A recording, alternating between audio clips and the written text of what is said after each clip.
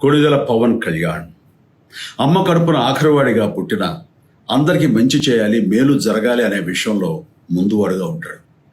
తన గురించి కంటే జనం గురించి ఎక్కువగా ఆలోచించే మనస్తత్వం నా తమ్ముడు కళ్యాణ్ బాబుది. ఎవరైనా అధికారంలోకి వచ్చాక ప్రజలకు ఏదైనా చేయాలనుకుంటారు.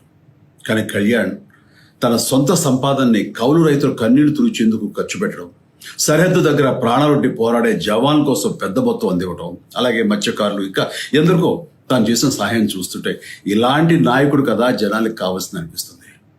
ఒక రకంగా చెప్పాలంటే సినిమాలోకి తను బలవంతంగా వచ్చాడు, రాజకీయాలు మాత్రం ఇష్టంతోనే వచ్చాడు. ఏ తల్లికైనా తన కొడుకు కష్టపడుతుంటే గుండె తరుక్కుపోతుంది. అలాగే ఏ అన్నకైనా తన తమ్ముడు అనవసరంగా మాటలు పడుతుంటే బాధ వేస్తుంది. అలా బాధపడుతున్న నా తల్లికి ఈ అన్నయ్యగా ఒక మాట చెప్పాను. నీ కొడుకు ఎంతోమంది తల్లుల కోసం, వాళ్ళ బిడ్డల భవిష్యత్తు కోసం చేసే యుద్ధం అమ్మా ఇది. మన బాధ కంటే అది ఎంతో గొప్పది అన్నాను. అన్యాయాన్ని ఎదిరించకుండా మౌనంగా ఉండే మంచివాళ్ల వల్లనే ప్రజాస్వామ్యం మరింత నష్టం అని నమ్మి జనం కోసం జన సైనికుడు అయ్యాడు.